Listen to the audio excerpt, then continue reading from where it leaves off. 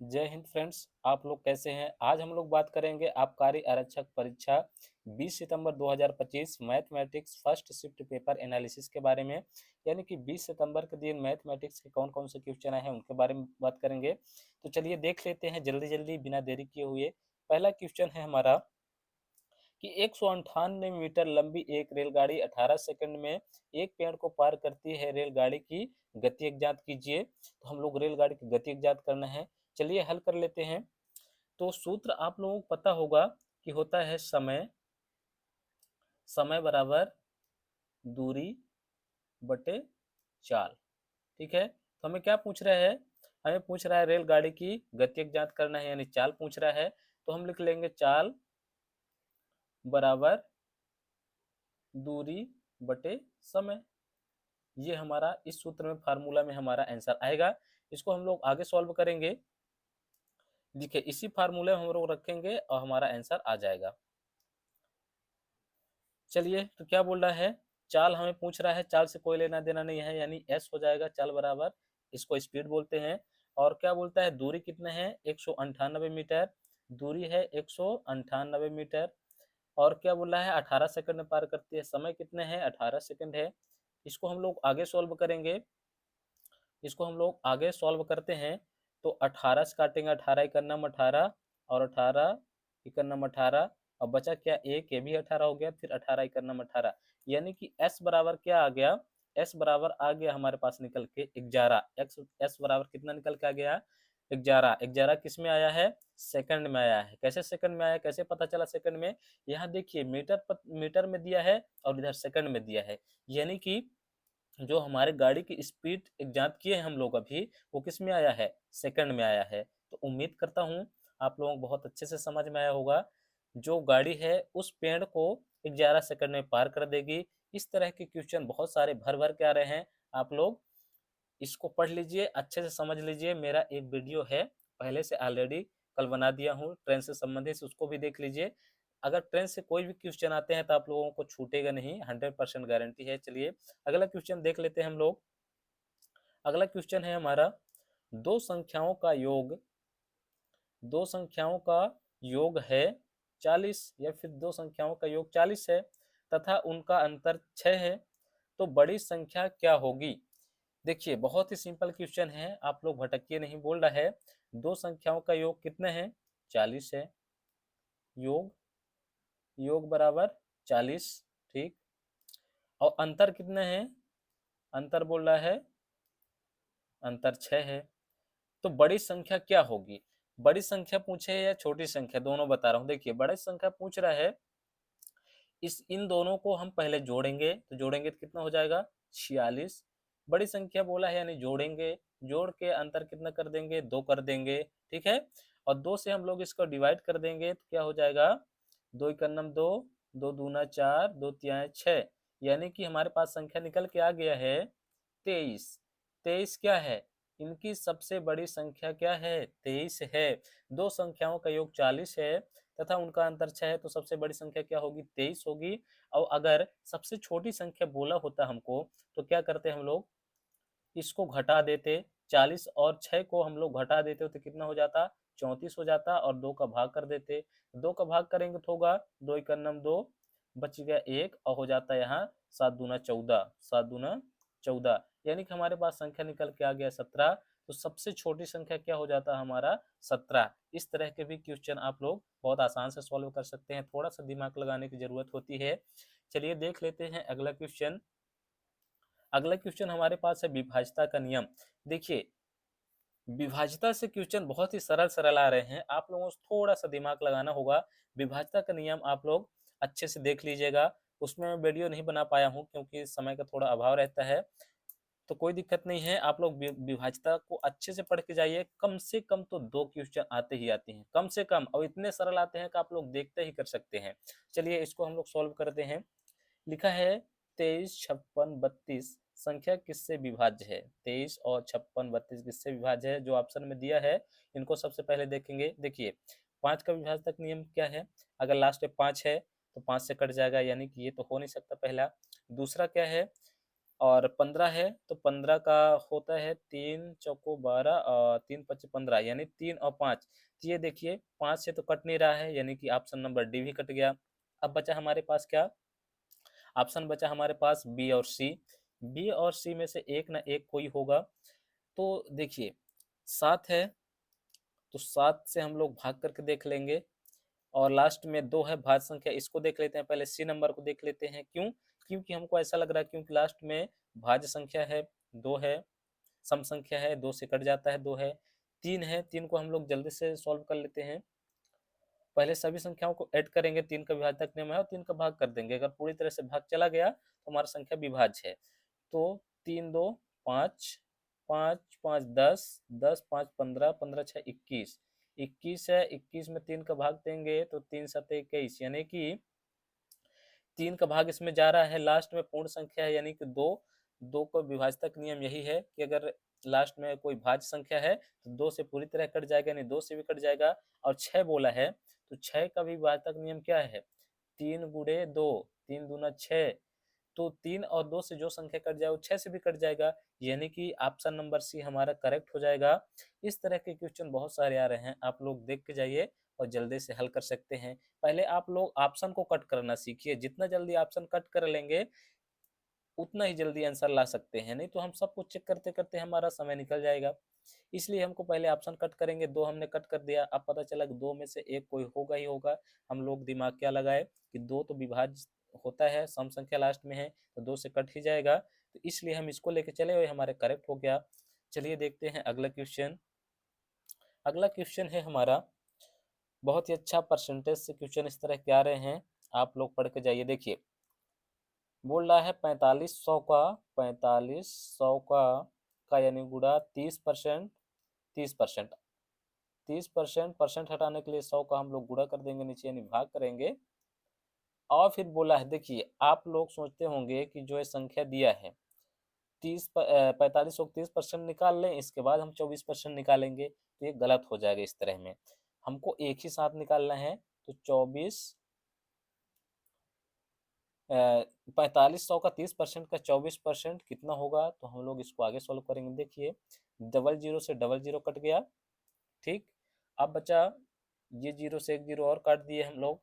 अब बचा क्या हमारे पास? ऊपर संख्या बचा है 45 गुणे 3 गुणे 24, ठीक।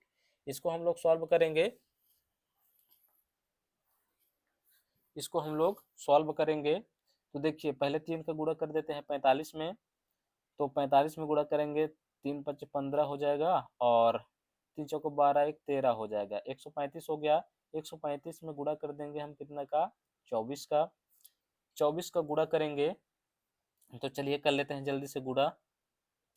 35 गुणे 24, 4 पंचे 20 हासिल 2 और 4 तें 12, 12 2 14 हासिल 1, 4 एक नम 4 एक 5। इसके बाद 2 कर देते हैं, 2 पंचे 10 शून्य हासिल 1, 2 त्याएं 6 एक 7, 2 एक नम 2।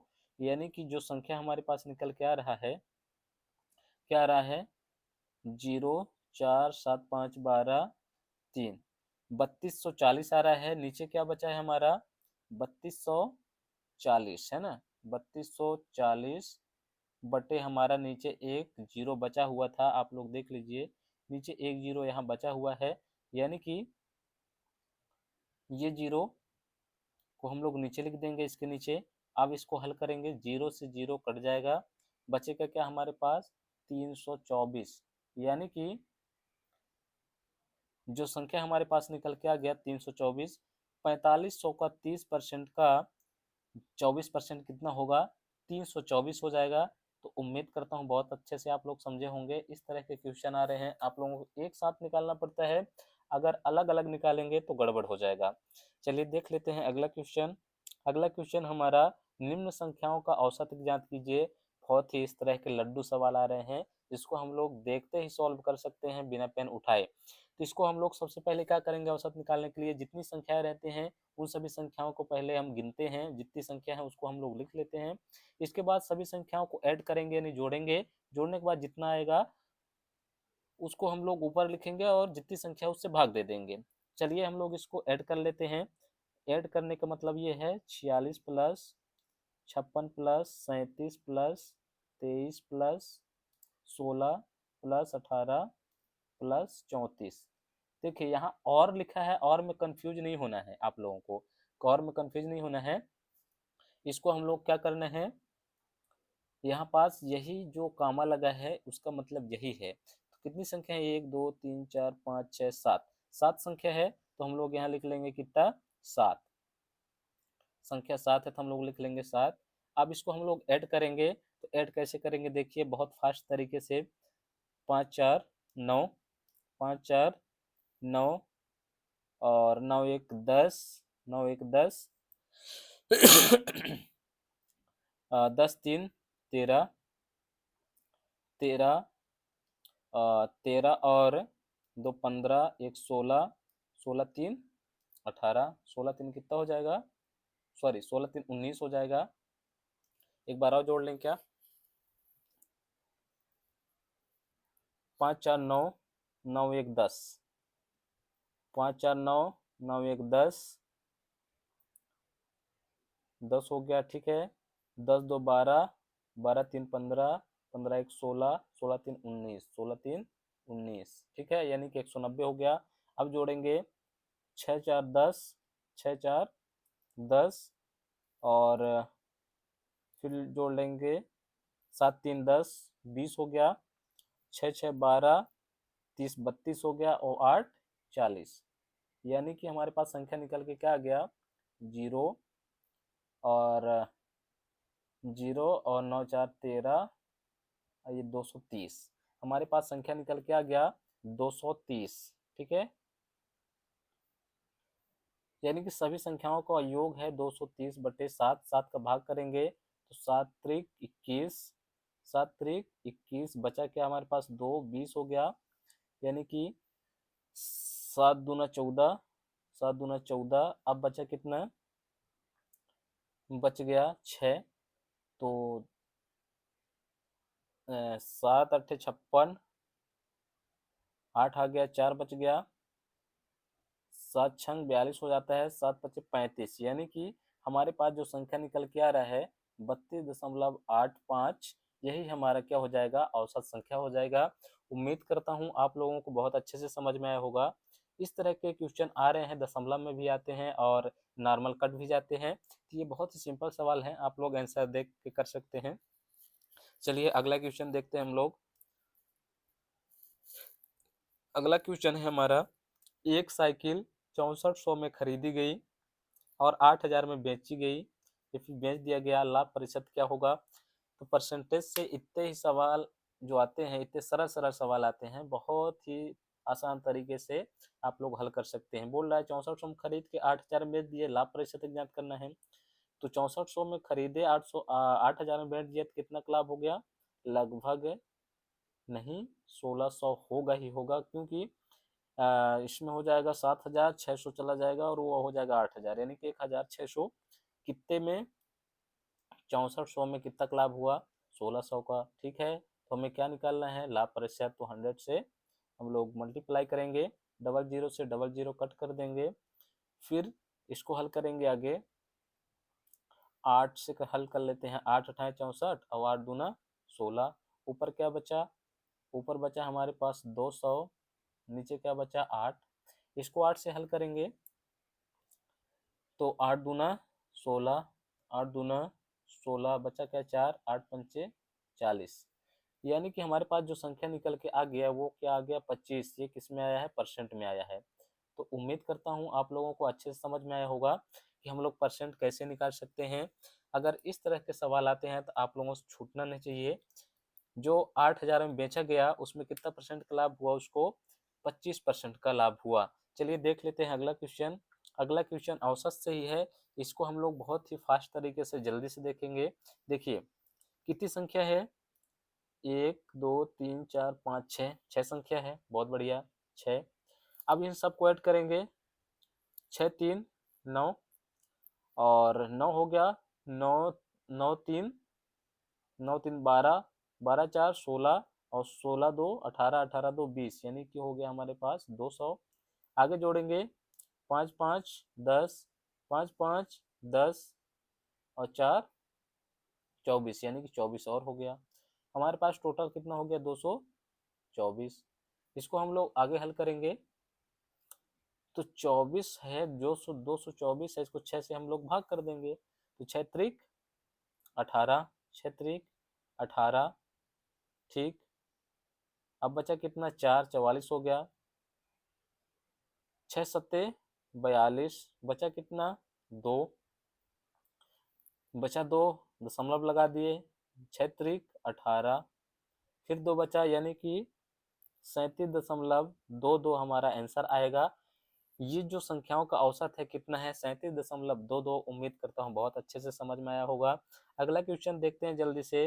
अगला क्वेश्चन हमारा है कि ए, बी और सी किसी काम को 12 दिन में, 15 दिन में, 10 दिन में पूरा करते हैं। यदि तीनों एक साथ काम करें तो पूरा काम कितने दिन में समाप्त हो जाएगा? बहुत ही अच्छा क्वेश्चन है।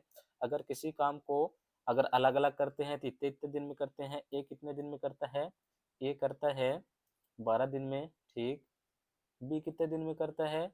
बी करता है 15 दिन में। सी कितने दिन में करता है? सी करता है 10 दिन में। तो हम इन सब का एलसीएम ले लेंगे। इन सब का एलसीएम क्या आएगा? आप लोग देख पा रहे होंगे तो 12 चौको 48, 12 पंचे 60 और 15 चौको 60, 10 छक्का 60, यानी कि एलसीएम इतना आ गया 60। कितने बार पहाड़म जा रहा है? देखिए 12 चौको 12 पंचे 60 और 15 15 चौको 60, 10 छक्का 60, यानी कि जो हमारे पास संख्या निकल के आ गया 5, 4 और 6। तो अगर ए काम करेगा तो कितने में? 5। एक दिन में कितना काम करता है? ए 5 करता है, बी 4 और सी 6 काम करता है एक दिन में। तो सब मिलकर काम करेंगे तो कितने दिन में करेंगे? इन सभी को जो आया है हमारे पास ये संख्याएं, इनको ऐड करेंगे तो 6 5 11, 11 4 15, 11 4 15 आ गया। ठीक, 15 का भाग कर देंगे हम किसमें? 60 में, जो हमारा एवरेज आया है। तो 15 चौको 60, यानी कि सब लोग मिल के काम करेंगे तो 4 दिन में पूरा कर देंगे। कितने दिन में पूरा कर देंगे? 4 दिन में। उम्मीद करता हूँ आप लोग बहुत अच्छे से समझे होंगे। अगर इस तरह के क्वेश्चन आते हैं तो आप लोग एलसीएम ले लीजिए। जो एलसीएम में आता है एलसीएम को रहने देंगे और जितनी बार पढ़ा गया हमारा एलसीएम के लिए उस सबको ऐड करके टोटल एलसीएम में भाग दे देंगे, हमारा दिन निकल के आ जाएगा। चलिए देख लेते हैं अगला क्वेश्चन। बहुत ही अच्छा क्वेश्चन है। बोल रहा है 25 पुरुष एक दीवार को 24 दिन में बना लेते हैं, तो उसी दीवार को 8 पुरुष कितने दिन में बनाएंगे? तो हमारा सूत्र क्या लगेगा? m1 गुड़े d1 बराबर m2 गुड़े d2। ठीक, तो 25 पुरुष हैं। पहले में कितने पुरुष हैं? 25 पुरुष हैं। कितने दिन में काम करते हैं? 24 दिन में काम करते हैं।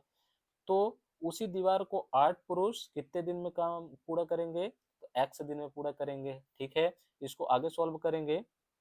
देखिए आगे सॉल्व करेंगे हम लोग इसको। ये जो 24 है, सॉरी 25 और 24 इसी साइड रहेगा। इस 8 को पक्षांतर कर देंगे, उधर गुणे में है, इधर आएगा तो भाग में हो जाएगा, बराबर x हो जाएगा। ठीक, 8 इकन्नम 8 और 8 त्रिक 24। ऊपर बचा क्या हमारे पास? 25 गुणे 3 बराबर 25 गुणे 3 बराबर x, यानी कि 25 3 75 बराबर x, यानी x का मान निकल के कितना आ गया? 75। x का मान निकल के आ गया 75, यानी कि जो 8 पुरुष हैं वो 75 दिन में उस काम को पूरा कर देंगे। कितने दिन में पूरा कर देंगे? 75 दिन में पूरा कर देंगे। उम्मीद करता हूँ बहुत अच्छे से समझ में आया होगा। तो मिलते हैं अगले वीडियो में, तब तक के लिए धन्यवाद।